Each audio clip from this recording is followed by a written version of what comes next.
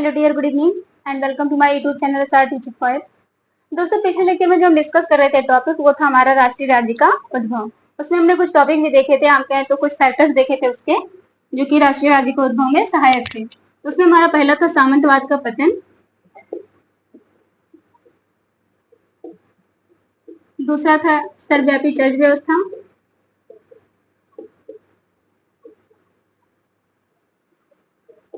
और तीसरा जो इसमें कारण था वो था वाणिज्यवाद।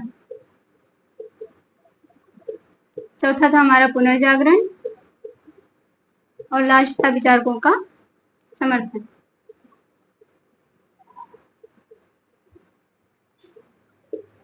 ये था जो राष्ट्रीय राज्य के उद्भव में महत्वपूर्ण भूमिका निभाने वाले कुछ कारक थे। अब इस तरह से आप देखेंगे यूरोप में राष्ट्रीय राज्य का उद्भव तो हो जाता है और उन्होंने अपनी सीमा भी खींची है। यहाँ से आप देखेंगे जैसे यहाँ ब्रिटेन है हमारा, और यहाँ इधर फ्रांस है, यहाँ इधर हमारा स्पेन है, यहाँ बीच में जर्मनी है। यहाँ जर्मनी में आप देखेंगे 200 छोटे छोटे राज्य भी हैं, और इधर हमारा ऑस्ट्रिया है। तो जो स्पेन और ऑस्ट्रिया में वंश था वो हैब्सबर्ग वंश था। तो इसीलिए आप देखेंगे जब जर्मनी में यहाँ जो पवित्र रोमन सम्राट का केंद्र है साम्राज्य का, वो जर्मनी है। तो जब जर्मनी में कोई शासक जाता था तो या तो ऑस्ट्रिया से या फिर स्पेन से। क्योंकि दोनों जगह हैब्सबर्ग वंश है, तो इस टाइम जो ऑस्ट्रिया का शासक है वो फर्डिनैंड द्वितीय है। तो वही इस टाइम यहाँ पर पवित्र रोमन सम्राट का, पवित्र रोमन साम्राज्य का सम्राट है। तो इस तरह से आप देखेंगे यहाँ पर हमारा है प्रोटेस्टेंट आंदोलन, जो कि जर्मनी में इस टाइम आप देखेंगे बहुत ज्यादा ही फैल रहा है। यहीं पर एक जगह है जर्मनी में बगेलिया। बगेलिया में आप देखेंगे जो बगेलिया का शासक है वो प्रोटेस्टेंट आंदोलन को बहुत ज्यादा ही बढ़ावा दे रहा था। तो चूंकि अब यहाँ पर पवित्र रोमन सम्राट भी है और यहाँ पर प्रोटेस्टेंट आंदोलन भी बढ़ रहा है, तो जो इनका मानना था फर्डिनैंड द्वितीय का कि मेरे नाक के नीचे से कोई यहाँ पर वर्ग पनप रहा है और हम उसे रोक नहीं पा रहे, तो इसलिए उन्होंने क्या किया, अपनी एक सेना भेजी ऑस्ट्रिया से बगेलिया में, ताकि वो इसे दबा सके। लेकिन जैसे ही उन्होंने यहाँ सेना भेजी, आप देखेंगे जो यहाँ पर इधर वाले प्रोटेस्टेंट देश थे, जिसमें आता है हमारा ब्रिटेन, स्वीडन और डेनमार्क, इन तीनों ने संगठित रूप में पवित्र रोमन सम्राट के खिलाफ में विद्रोह कर दिया।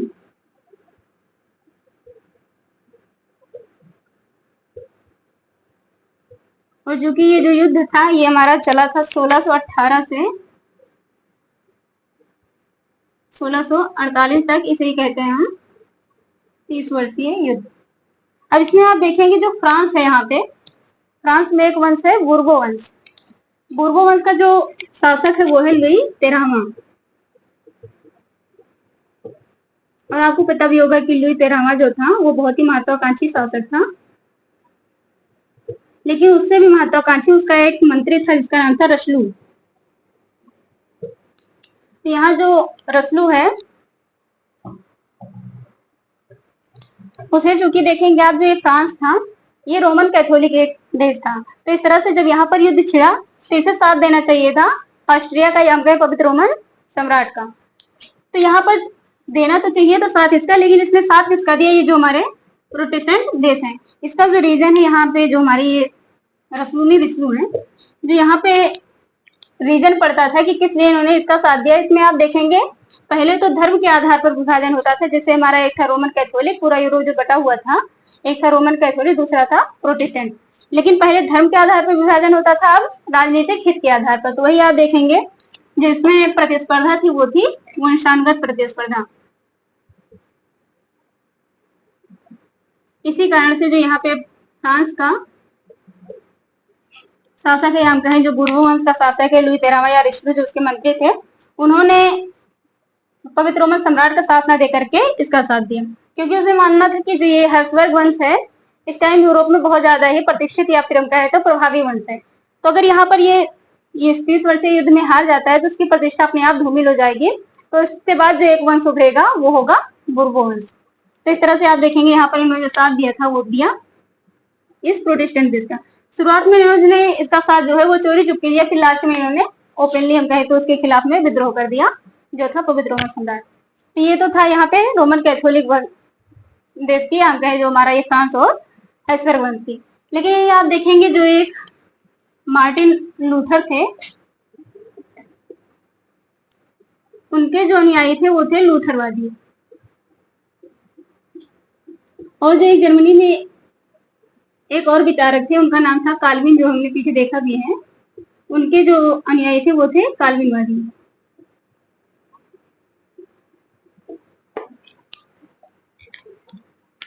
इसमें आप देखेंगे जो होते थे लूथरवादी, ये हमारे होते थे भूमिधारी कुलीन, जबकि जो यहाँ हमारे होते थे ये काल्विनवादी, ये पूंजीपति थे। तो यहाँ देखेंगे जब ये पहले तो लूथरवादी प्रभाव में ज्यादा थे,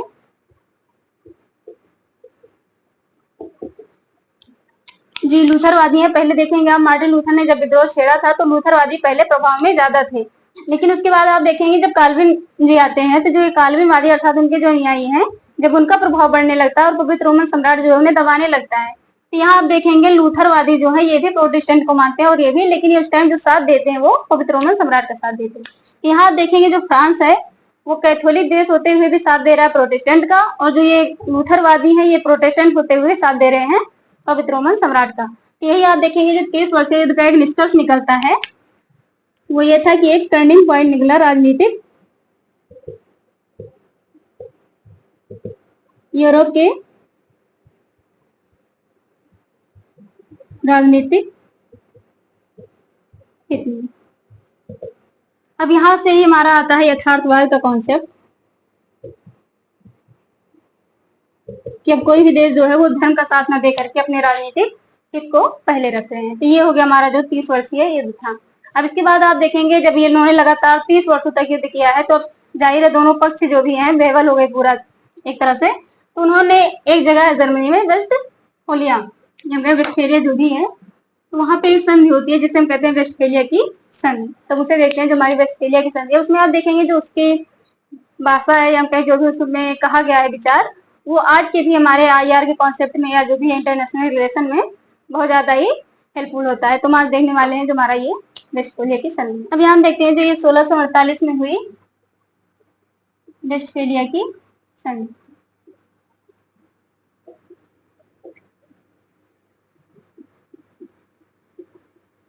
यहाँ देखेंगे जो 30 वर्षीय युद्ध हुआ उसके साथ ही जो पवित्र रोमन साम्राज्य था उसका पतन भी हो जाता है। तो इसके जो प्रावधान है उसमें हमारा पहला है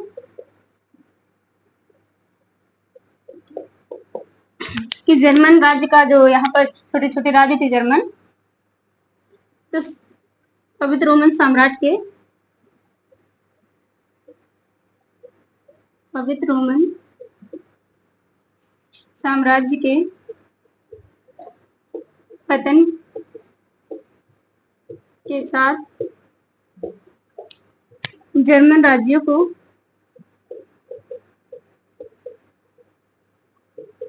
विदेश नीति के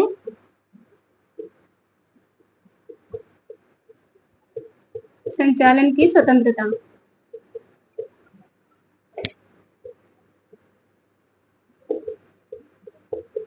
अब यहाँ आप देखेंगे जो इस स्वतंत्रता की बात की जा रही है, क्योंकि ये जो जर्मन राज्य है आपको याद होगा जब हमने पीछे बात की थी 200 छोटे छोटे राज्य थे जिनका लास्ट में आप देखेंगे बाद में एकीकरण भी हो जाता है, जो जर्मनी का एकीकरण होता है। तो यहाँ जो राज्य थे आप देखेंगे जब पवित्र रोमन साम्राज्य का इस पर नियंत्रण होता था तो जो भी यहाँ पर नीतियां होती थी, जो भी विदेश नीति होती थी, जो भी प्रकार के यहाँ पर फैसले लिए जाते थे वो पवित्र रोमन सम्राट लेता था। लेकिन अब चूंकि यहाँ पर इसका पतन हो गया है तो जो भी यहाँ पर विदेश नीति का संचालन होगा या जो भी उसके क्रियान्वयन की विधियां होंगी वो कौन तय करेगा? जो जर्मन राज्य है यहाँ पे छोटे छोटे जो 200 राज्य हैं अब वो तय करने वाले हैं। और दूसरा जो इसमें है प्रावधान कि पवित्र रोमन साम्राज्य के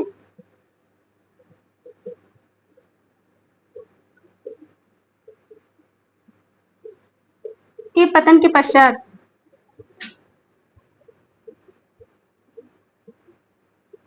यहाँ पर देखेंगे पतन के पश्चात की बात की जा रही है, वो ये है कि अब इसके पश्चात यहाँ पर यूरोपीय राज्यों में या यूरोप के देशों में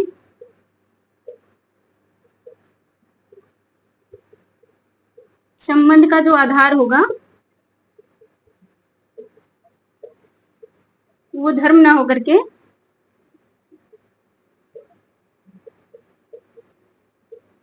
सत्य संतुलन होगा।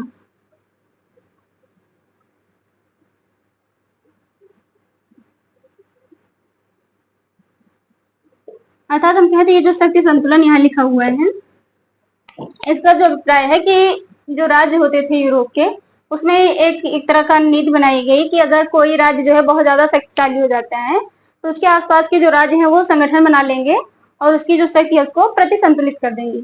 अर्थात हम कहें उसे युद्ध में ललकारेंगे और वहां पे हरा देंगे। तो ये थी उनकी जो शक्ति संतुलन की नीति थी। अर्थात वो किसी राज्य को शक्तिशाली नहीं बनने देंगे। आप कहते हैं एक राज्य को उभरने नहीं देंगे, जिस तरह से यहाँ पवित्र रोमन साम्राज्य उभरा हुआ था। लेकिन आप देखेंगे ये हरा तो रहे थे उसे देश में, लेकिन एकदम पूरी तरह से हम कहें तो कुचल नहीं देते थे, क्योंकि उनका ये मानना था कि आगे अगर कोई और राज्य शक्तिशाली होने वाला होता है तो हमें उस राज्य की हो सकता है मदद की जरूरत पड़ जाती। इसी कारण से वो उसे पूर्णतः नहीं कुचलते थे, हम उसकी शक्ति को केवल कट कर देते थे, उसकी शक्ति को प्रतिसंतुलित कर देते थे, बस। तो ये थी हमारी जो दूसरी नीति। यहीं से हमारा आता है जो यथार्थवाद का कॉन्सेप्ट भी आता है, जो भी हमने देखा कि अब राजनीतिक हित को ध्यान में रखा जाने लगा और जो यहाँ पर यूरोप की राजनीति थी वो अब एक तरह से अपने टर्निंग फेज में पहुंच चुकी थी। अब इसके बाद जो हमारा इसका तीसरा प्रावधान है, तीसरा है यहाँ हमारा यूरोपीय राज्यों को राष्ट्रीय सीमा की स्वीकृति मिली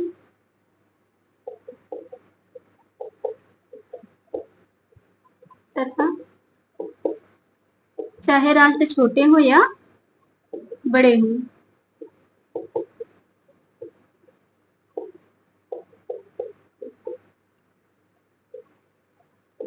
अंतरराष्ट्रीय मंच पर जो उनके साथ ट्रीट होगा या उनका व्यवहार होगा वो समान होगा। अंतरराष्ट्रीय मंच पर समान व्यवहार। इसमें आप देखेंगे जो ये राष्ट्रीय सीमा की बात की जा रही है, अर्थात उन्हें अब एक बाउंड्री उनकी डिसाइड कर दी गई कि किसका राज्य कहाँ तक है। क्योंकि आप देखेंगे जो प्राचीन समय में था ऐसी कोई बाउंड्री डिसाइड नहीं होती थी। अर्थात हम कहें तो अगर कोई राज्य है जैसे, तो वो कभी 100-200 मीटर उनके राज्य में चला जाता था, कभी उनके राज्य में, तो यहाँ पर ऐसी कोई बाउंड्री डिसाइड नहीं होती थी। लेकिन आप देखेंगे जो वेस्टफेलिया की संधि होती है, यहाँ पर राष्ट्रीय सीमा की बात की गई है। और दूसरा जो बात की गई है समान व्यवहार की, ये आप देखेंगे आज भी लागू होता है कि चाहे हमारे देश में नेपाल का राष्ट्रपति आए चाहे अमेरिका का, हम जो सम्मान जो व्यवहार उसके साथ करेंगे, अर्थात हम जो भी सम्मान देंगे अमेरिका के राष्ट्रपति को वही नेपाल के राष्ट्रपति को देंगे। तो ये जो बात आई है समान व्यवहार की वो यहीं से आई है। और चौथे में यहाँ हम देखें तो जो यहाँ पर राजा को बहुत ज्यादा इंपॉर्टेंस दी गई है कि अर्थात जो भी यहाँ पर कूटनीतियां होंगी, कूटनीति की बात भी यही की गई है। कूटनीति आप क्या देखेंगे यहाँ पर जो है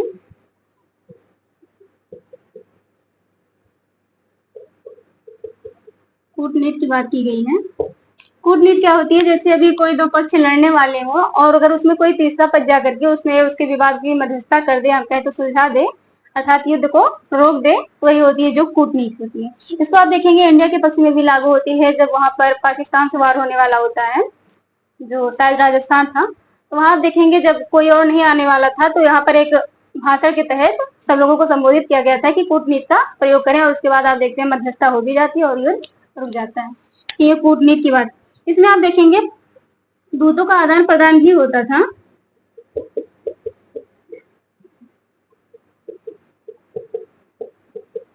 लेकिन जो सबसे गई गुजरी हालत थी वो थी प्रजा की। यहाँ हम कहें अर्थात प्रजा की को किसी से कोई मतलब नहीं होता था। जैसे कोई राज्य अगर दान दहेज में भी दिया जाता था, पहले जो भी था, अगर शादी होती थी तो जैसे कोई भूभाग दे देते थे उसको दहेज में अपनी बेटी को, तो अगर जो भी उस राज्य में प्रजा होती थी उसको फिर मतलब ना तो देने वाले से कोई मतलब हो जाता था ना लेने वाले से। यहाँ पर प्रजा की बहुत ज्यादा ही बेगारी एक तरह से होती थी। अब यहाँ जो हमारा पांचवा है,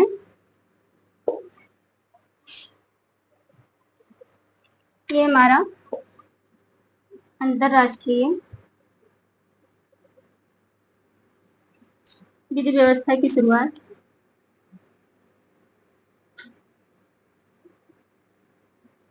यहाँ पे जो ये विधि व्यवस्था की शुरुआत हो रही है वो वेस्टफोलिया से आती है। और जो हमारा लास्ट है वो है भौगोलिक सीमा के आधार पर